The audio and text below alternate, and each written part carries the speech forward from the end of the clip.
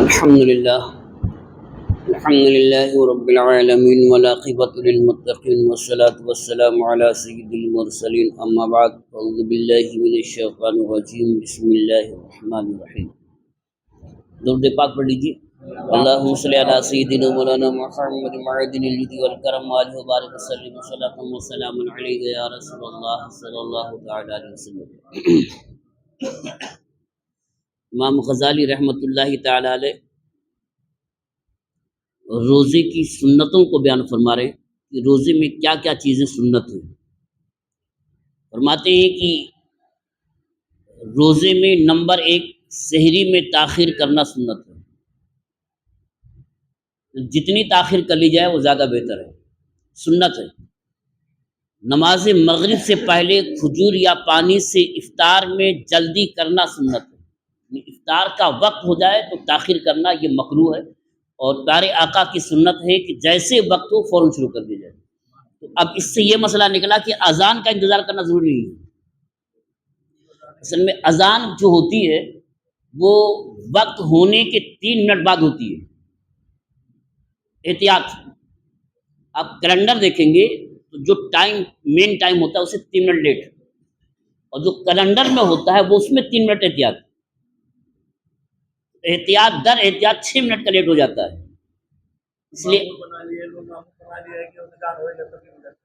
اب تو گاؤں میں تو کہیں ڈھول بجاتے ہیں کہ ڈنکا بج گیا، کہیں ایسا ہوتا ہے کہ پٹاخہ پھوڑتے ہیں کہ پٹاخہ پھوٹ گیا.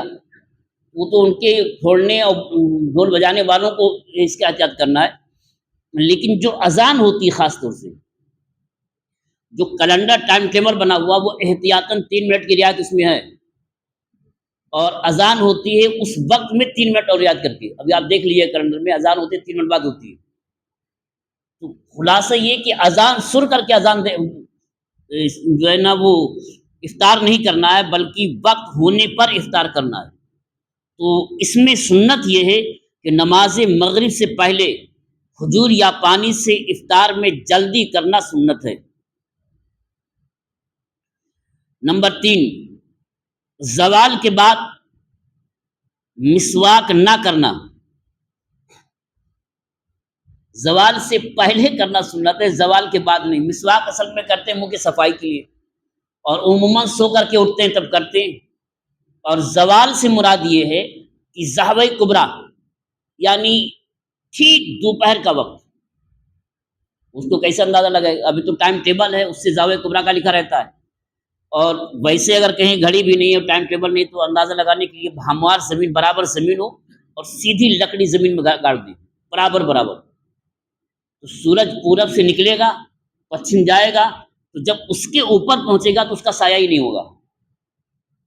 لکڑی کا یا لوہے کا کوئی بھی چیز آپ گاڑ لیں اس کا سایہ نہیں ہوگا. تو اب وہاں سایہ ختم ٹھیک دوپہر. اب اس کے بعد سورج پچھم کی طرف جائے گا تو اس کا ایک سایہ ڈھل کر کے پورب کی طرف جائے گا. اسی کو زوال کہتے ہیں. وہ زوال کا ٹائم جو ہے نا وہ کبھی 35 منٹ، کبھی 40 منٹ اور کبھی 45 منٹ ہوتا ہے ایام کے حساب سے. اس کے بعد مسواک کرنا نہ کرنا سنت ہے، کیونکہ مسواک کرنے سے مٹھاس اندر جاتی ہے، اس میں کچھ ذائقہ ملتا ہے، تو روزہ دار کو سکون ملتا ہے. اور روزہ رکھنا ہے کہ کھانے پینے اور ذائقے سے اپنے آپ کو روکنا ہے. اس سے پہلے کر لے سنت ہے، دوپہر کے بعد مسواک کرنا سنت نہیں ہے.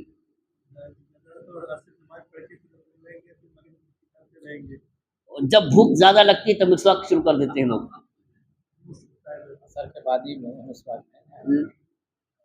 عموماً ایسا دیکھا گیا ہے.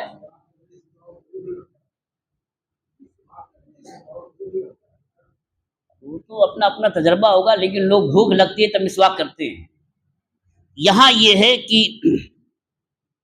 زوال کے بعد مسواک نہ کرنا یہ پیارے آقا صلی اللہ تعالی وسلم کی سنت ہے. اس کے حوالے سے بہار شریعت کا مسئلہ بھی استعمال فرما لیں کہ روزے میں مسواک کرنا مکروہ نہیں ہے، بلکہ جیسے اور دنوں میں مسواک کرنا سنت ہے روزے میں بھی مسواک کرنا سنت ہے. مسواک خشک ہو یا تر، اگرچہ پانی سے تر کی ہو زوال سے پہلے کرے یا بعد، کسی وقت مکروہ نہیں ہے، یہ نہیں کہنا کہ مکروہ ہے، پہلے بتا دے رہا ہوں میں، سنت نہیں ہے، مکروہ نہیں، یہ الگ بات ہے۔ اکثر لوگوں میں مشہور ہے کہ دوپہر بعد روزہ دار کے لیے مسواک کرنا مکروہ ہے، یہ مذہب احناف کے خلاف ہے۔ حنفی، ہم لوگ حنفی ہے نا، ہمارے مذہب کے خلاف ہے۔ البتہ مجدد اعظم اعلی حضرت امام اہل سنت مولانا شاہ امام محمد رضا خان رحمۃ اللہ تعالی علیہ فتاوی رضویہ جلد 1 صفحہ 511 پر فرماتے ہیں کہ اگر مسواک چبانے سے ریشے چھوٹیں یا مزہ محسوس ہو تو ایسی مسواک روزے میں نہ کرنا چاہیے، نہ کرنا چاہیے۔ احتیاط اس لیے ہے کہ جب ریشے چھوٹیں گے، اگر ریشہ اندر چلا گیا تو روزہ گیا۔ اتنی احتیاط آپ پر لازم ہوگی کہ مسواک کرنے کے بعد اس کا جو ریشہ ہوتا ہے ہرگز اندر نہ جائے۔ اتنی بڑی مصیبت سے بچنا ہے نا کہ نہ کر لے، بہتر ہے، مصیبت سے بچا رہے گا۔ ریشہ کی بات میں کر رہا ہوں۔ یہاں امام غزالی نے فرمایا کہ روزے زوال کے بعد مسواک نہ کرنا یہ سنت ہے، لیکن مسواک کرنا مکروہ بھی نہیں ہے۔ اگر کوئی کر لے تو آپ کہہ نہیں سکتے کہ گناہ کیا ہے، کسی طرح کا گناہ نہیں، کوئی بھی گناہ نہیں، لیکن یہ ہے کہ سنت نہیں ہے۔ ماہ رمضان میں خوب سخاوت کرنا، جیسا کہ کتاب الزکوٰۃ میں اس کے فضائل بیان ہوں گے انشاءاللہ آگے، اسی لیے پہلے سے ہم شعبان سے شروع کر دیے، آگے تلاوت کا بھی بیان کریں گے اور پھر زکوٰۃ کا بھی بیان کریں گے۔ عموماً زکوٰۃ نکالتے ہیں تو زکوٰۃ تو نکالتے ہی ہیں، لیکن زکوٰۃ اجمالاً یہ سمجھ لیں کہ زکوٰۃ نکالنا سخاوت نہیں ہے۔ کوئی زکوٰۃ ادا کر رہا ہے تو یہ اس کی ذمہ داری ہے، اس پر فرض ہے، یہ سخاوت تھوڑی نہ ہے۔ سخاوت تو وہ ہے کہ نفل کرے، نہ فطرہ نہ زکوٰۃ، یہ تو اس پر فرض ہے، نہیں دے گا مارا جائے گا، بہت مارا جائے گا، اتنا مارا جائے گا کہ تصور بھی نہیں کر سکتا کتنی بڑی مار اس پر، دنیا میں بھی اور آخرت میں بھی۔ کوئی اپنی ذمہ داری ادا کرے تھوڑی نہ کہیں گے کہ بھائی آپ سخاوت کر رہے ہیں، یہ سخاوت نہیں۔ سخاوت یہ ہے، وہ تو آپ ادا کر لیے جو بھی ادا کر لیا، اب اپنے مال خاص پاک مال سے ویسے ہی دینا، نفلی صدقہ جس کو کہتے ہیں، نفل دینا، یہ سخاوت۔ تو روزے کی حالت میں رمضان کے مہینے میں خوب سخاوت کرنا، یہ اللہ کے نبی صلی اللہ تعالی علیہ وسلم کی سنت ہے۔ نمبر 5، قرآن پاک کا دور کرنا،